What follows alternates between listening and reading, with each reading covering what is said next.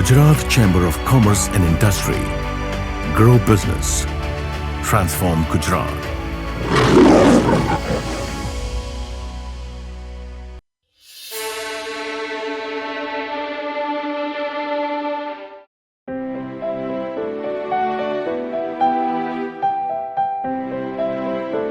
Shubham Incorporated, a water and wastewater treatment company.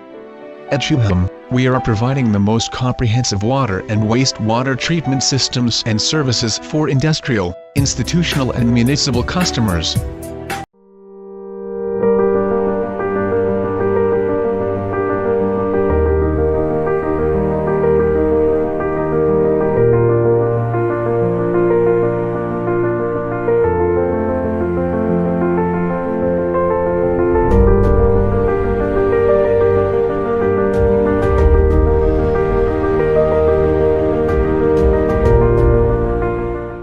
નમસ્તે મિત્રો, જીસીસીઆઈની ઉદ્યોગ જગતની ચર્ચાના એપિસોડ નંબર 2 જેમાં આપણે એમએસએમઈને લગતી આસિસ્ટન્ટ સ્કીમની વાત કરીએ છીએ તેમાં આપનું સ્વાગત છે.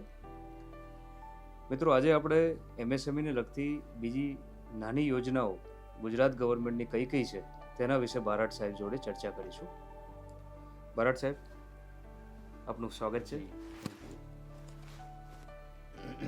બારાટ સાહેબ, આપણે એમએસએમઈને લગતી જે મુખ્યત્વે સ્કીમની વાત કરી, એના સિવાય અમુક બીજી સ્કીમ કે જેમાં એમએસએમઈને પોતાના ઉદ્યોગના વિકાસ માટે, જેમ કે એને એક્ઝિબિશનમાં પાર્ટ લેવો પડે, જેમ કે બીજા કોઈ પ્રદર્શનમાં ભાગ લેવો પડે, તો એને લગતી ગુજરાત ગવર્મેન્ટની કોઈ સ્કીમ હોય તો એના વિશે જરા આપ માહિતી આપજો. જી, માર્કેટ ડેવલપમેન્ટ આસિસ્ટન્સ એવા ટાઇટલથી આપણી જે આત્મનિર્ભર યોજના છે, આત્મનિર્ભર ગુજરાત યોજના, એમાં આ યોજના સામેલ છે. એમાં જે એમએસએમઈ એકમો, ઉત્પાદક એકમો જે મેન્યુફેક્ચરિંગ કરે છે, એવા એકમો પોતાની પ્રોડક્ટનું પ્રમોશન કરવા માટે, એક્સપોર્ટ્સ માટે અથવા તો પ્રદર્શનોમાં ભાગ લઈને અલગ અલગ જગ્યાએ એમનો વ્યાપ વધારવા માગતા હોય, માર્કેટ વધારવા માગતા હોય, એવા કિસ્સામાં આપણે એમને જે સ્ટોલનું ભાડું થાય છે, એ સ્ટોલનું ભાડું આપણે સબસિડાઇઝ કર્યું છે, એમને સબસિડી આપીએ છીએ. એમાં ખાસ કરીને 4 કેટેગરીઝ પાડી છે પ્રદર્શનોની. કેટલાક પ્રદર્શનો એવા હોય છે કે જે સ્ટેટ લેવલના હોય છે, તો ગુજરાતના દાયરામાં સીમિત રહે. ગુજરાત સ્ટેટનું કદાચ મહારાષ્ટ્રમાં થતું હોય, મહારાષ્ટ્રના રાજ્ય કક્ષાનું, એની વ્યાખ્યા પણ આપણે એની અંદર આપણે આપેલી છે કે કોને સ્ટેટ લેવલનું ગણવું, કોને નેશનલ લેવલનું. તો એવી 4 કેટેગરી છે: સ્ટેટ લેવલનું પ્રદર્શન, નેશનલ લેવલનું પ્રદર્શન, ઇન્ટરનેશનલ લેવલનું પ્રદર્શન પણ ભારતમાં થાય, અને ઇન્ટરનેશનલ લેવલનું પ્રદર્શન કે જે ભારતની બહાર થાય.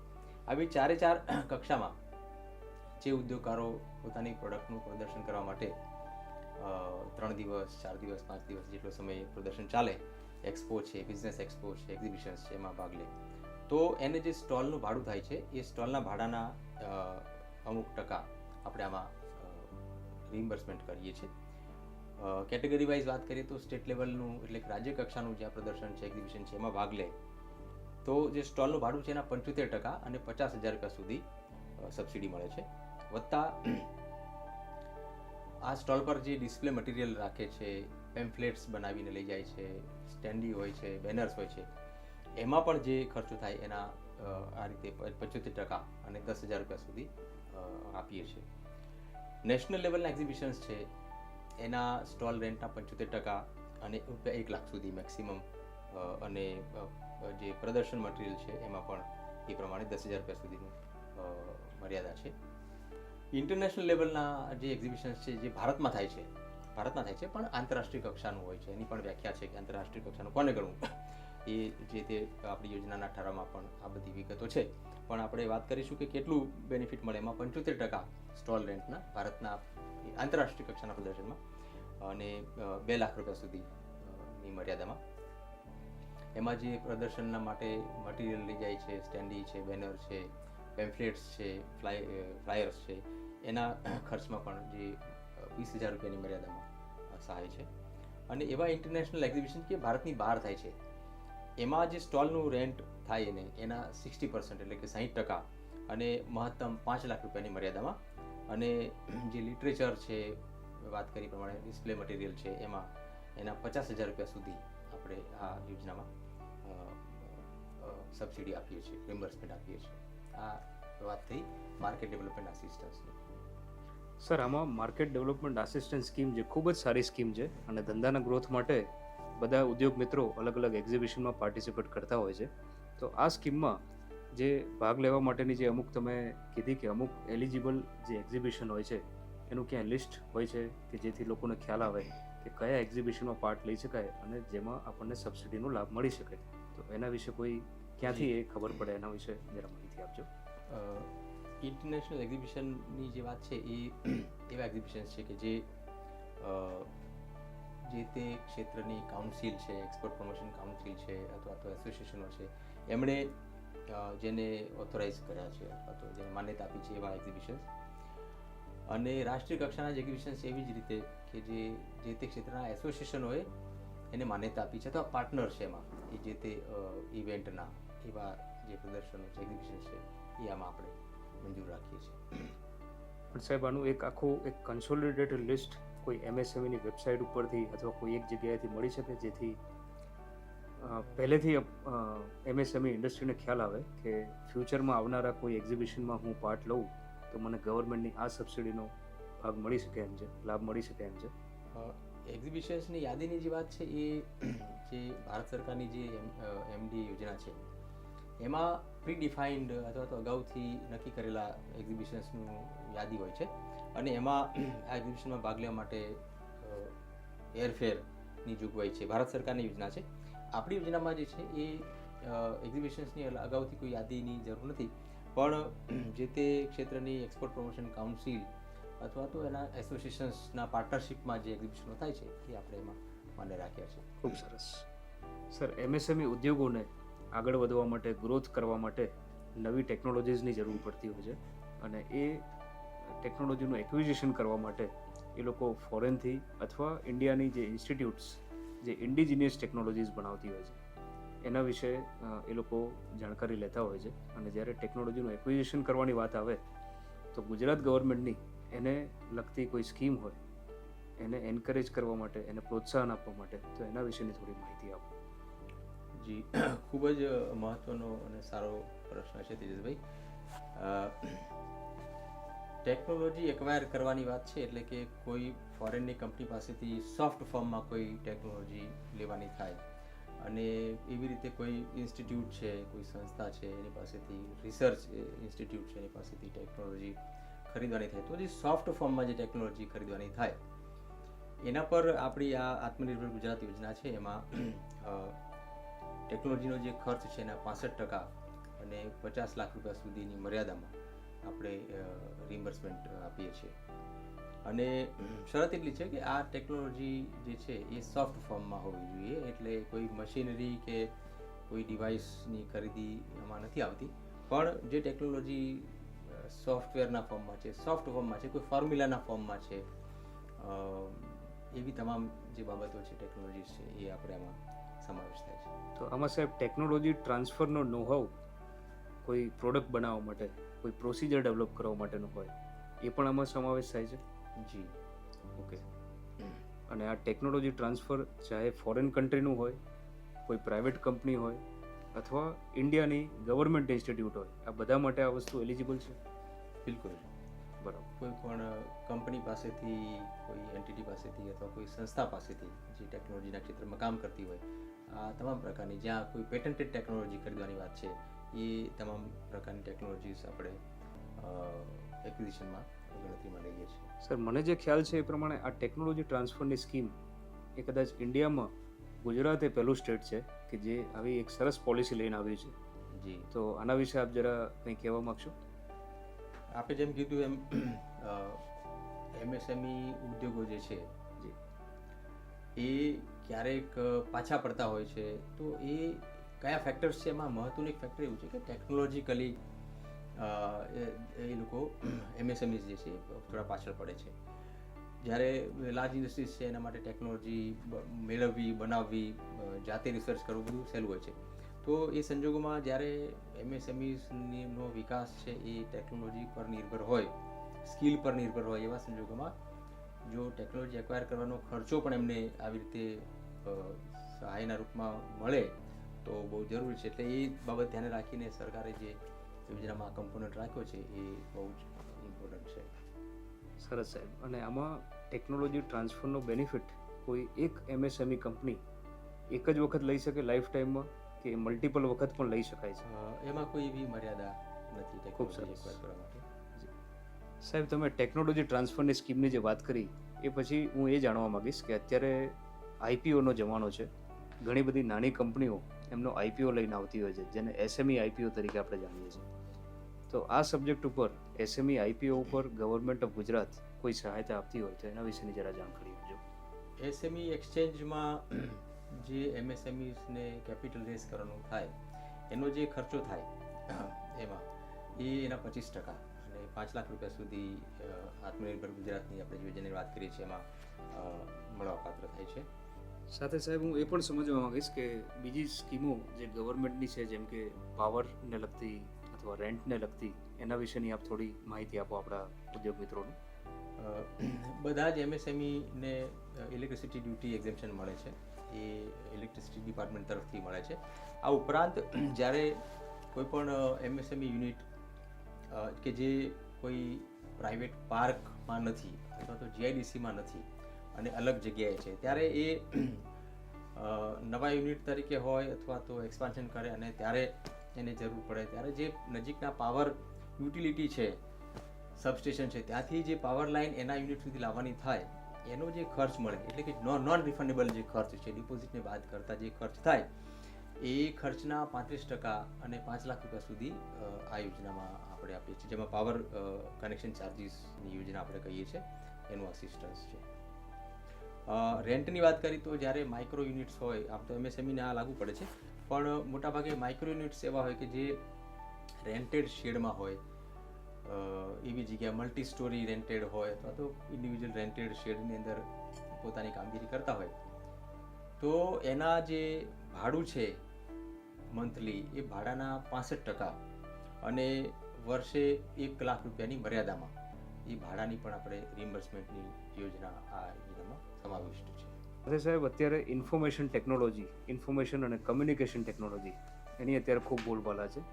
તો એને લગતી ગુજરાત ગવર્મેન્ટની કોઈ પ્રોત્સાહજનક સ્કીમ હોય જેનો MSME બેનિફિટ લઈ શકે તો એના વિશે જરા જાણકારી આપજો. આજે આપ જાણો છો તેમ જમાનો ઇન્ફોર્મેશન અને કમ્યુનિકેશન ટેકનોલોજીનો છે. ક્લાઉડ કમ્પ્યુટિંગનો વપરાશ આજે તમામ પ્રકારની ઇન્ડસ્ટ્રીઝ કરી રહી છે.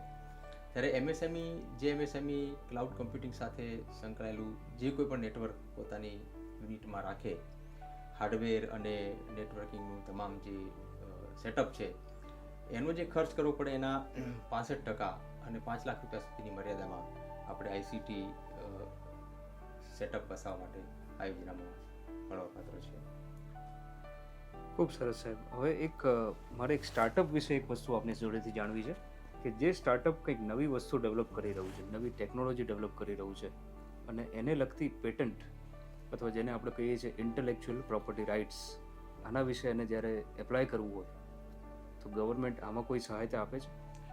જી, કોઈ પણ વ્યક્તિ અથવા તો સંસ્થા જ્યારે પોતાનું કોઈ સંશોધનના આધારે ઇન્ટેલેક્ચ્યુઅલ પ્રોપર્ટી રાઇટ્સમાં રજીસ્ટર કરવા માંગતું હોય, પેટન્ટ લેવા માંગતું હોય, ડોમેસ્ટિક હોય કે ઇન્ટરનેશનલ પેટન્ટ હોય, ત્યારે એને જે ખર્ચો થાય છે એમાં મુખ્યત્વે પેટન્ટ એટર્નીનો ખર્ચો થાય છે, પબ્લિકેશનના ખર્ચા થાય છે. આ બધા ખર્ચા જે પેટન્ટ લેવા માટે, એક્વાયર કરવા માટે જે થાય છે એમાં પણ આપણે બંને કેટેગરીમાં ડોમેસ્ટિક અને ઇન્ટરનેશનલ પેટન્ટમાં પેટન્ટ લેવાનો ખર્ચ છે આપણે સબસિડી આપીએ છીએ. 75% ખર્ચ પેટન્ટ લેવા માટે જે થાય છે એમાં, અને મહત્તમ 25 લાખ રૂપિયા સુધી પ્રતિ એપ્લિકન્ટ અથવા તો પ્રતિ એન્ટરપ્રાઇઝ આપણે પેટન્ટ સહાયમાં આપીએ છીએ.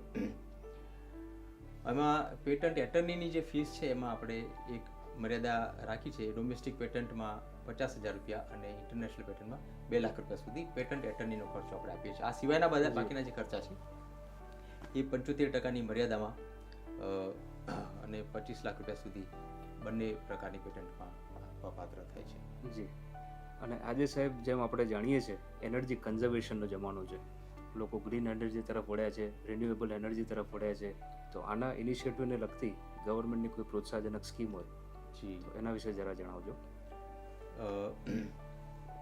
આત્મનિર્ભર ગુજરાત યોજના અને એની અગાઉની પણ યોજનાઓ જે હતી એમાં બધી પોલિસીઓમાં ગુજરાત સરકારે એનર્જી અને વોટર કન્ઝર્વેશન ઉપર ભાર મૂક્યો છે. અને કોઈ પણ એન્ટરપ્રાઇઝના કન્ઝર્વેશન માટેના એફર્ટ્સ, રિન્યુએબલ એનર્જીનો યુઝ કરવા માટેના જે એફર્ટ્સ છે, એનર્જી ઓડિટ કરાવવા માટેના જે એફર્ટ્સ છે, અને ઓડિટ કરાવ્યા પછી એના સંલગ્ન ખર્ચાઓ જે કરવા પડે, મશીનરીઝ લેવી પડે કન્ઝર્વેશન માટેની, એ જે ખર્ચ છે એને પણ આપણે આ યોજનામાં સહાયપાત્ર કર્યો છે. એટલે ઓડિટ કરાવો એનર્જી અથવા વોટરનું, ત્યારે એનો જે ખર્ચ થાય ઓડિટનો એના 75% અને મહત્તમ 50,000 રૂપિયા સુધી સબસિડી આપીએ છીએ. અને આ ઓડિટ થયા પછી આપણા યુનિટમાં એનર્જી કન્ઝર્વેશન અથવા વોટર કન્ઝર્વેશન માટે જે કોઈ મશીનરી વસાવો, એ મશીનરીનો જે ખર્ચ થાય એના 25% અને મહત્તમ 20 લાખ રૂપિયા સુધી કન્ઝર્વેશનના એફર્ટ્સના પ્રમોશન માટે આ યોજનામાં આપીએ છીએ.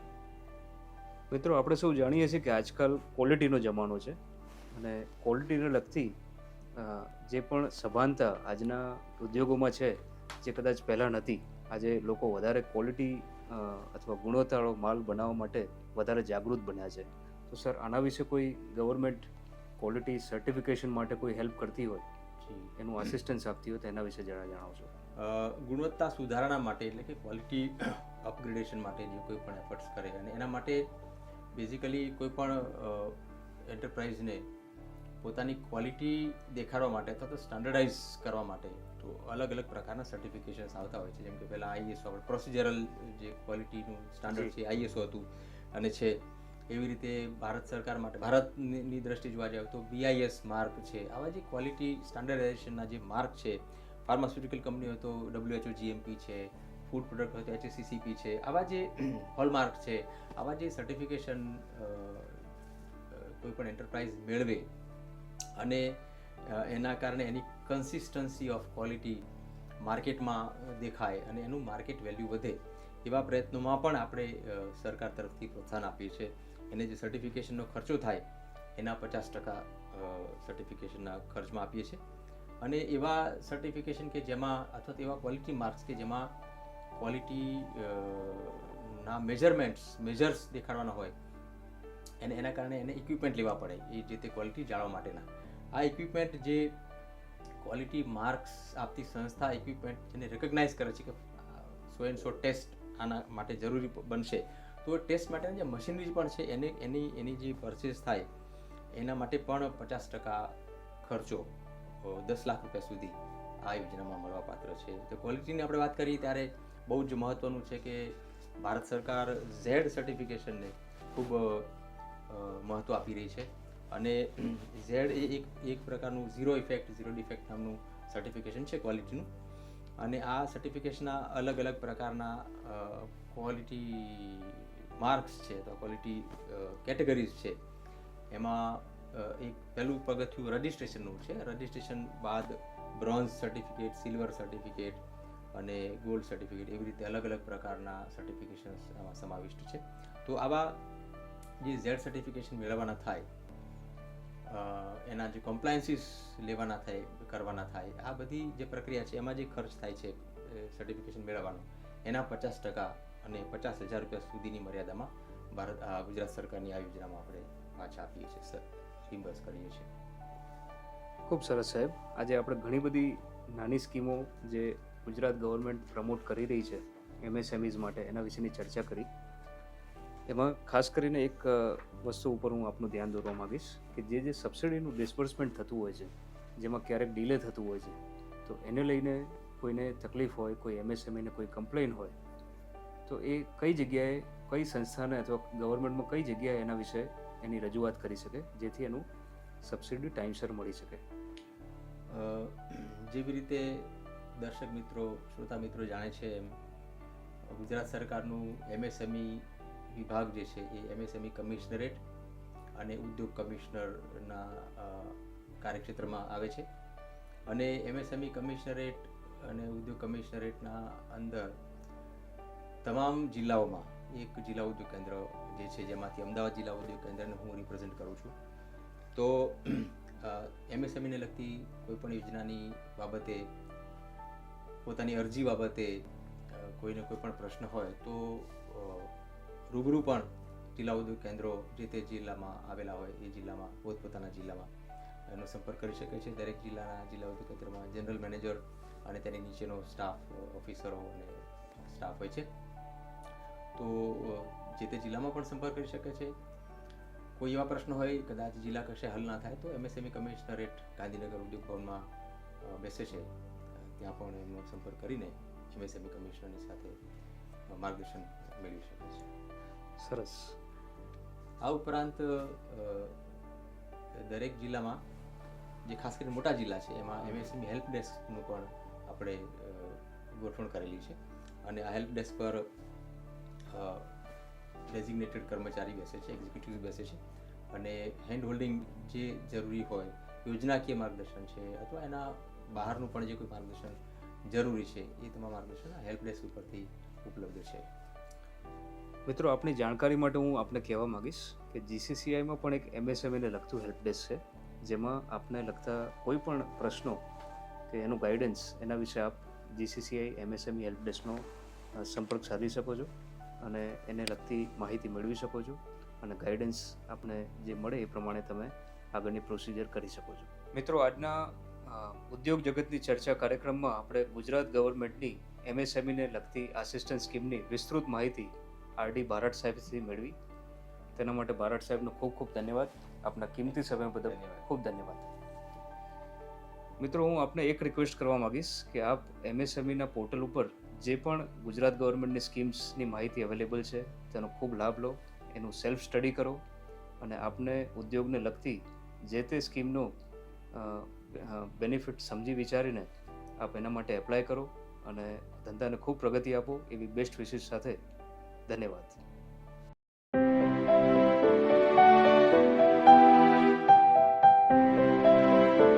Shubham Incorporated, a water and wastewater treatment company. At Shubham, we are providing the most comprehensive water and wastewater treatment systems and services for industrial, institutional and municipal customers.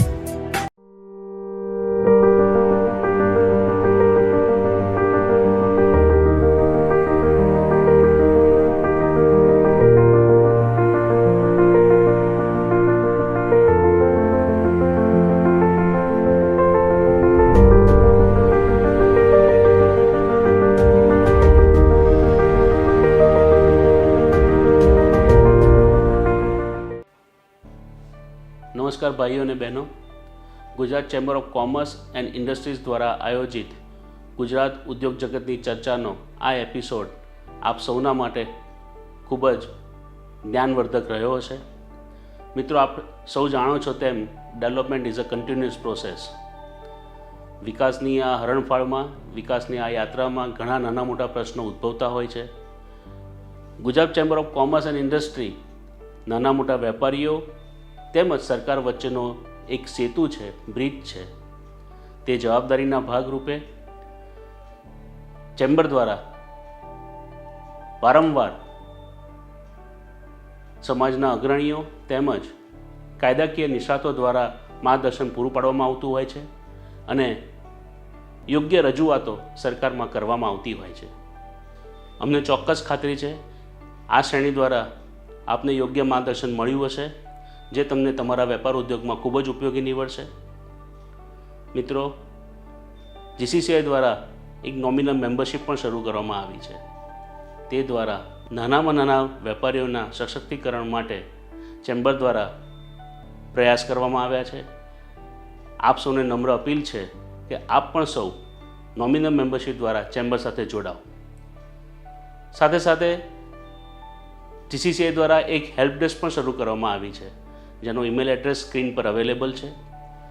તેના દ્વારા આપ સૌ આપના પ્રશ્નો ચેમ્બર ઓફ કોમર્સને મોકલી શકો છો. તેના યોગ્ય સમયસર ઉકેલ માટે અમે તત્પર છીએ. ફરીથી આપ સૌનો ખૂબ ખૂબ આભાર. જય જય ગરવી ગુજરાત. જય Hind. Gujarat Chamber of Commerce and Industry. Grow business. Transform Gujarat.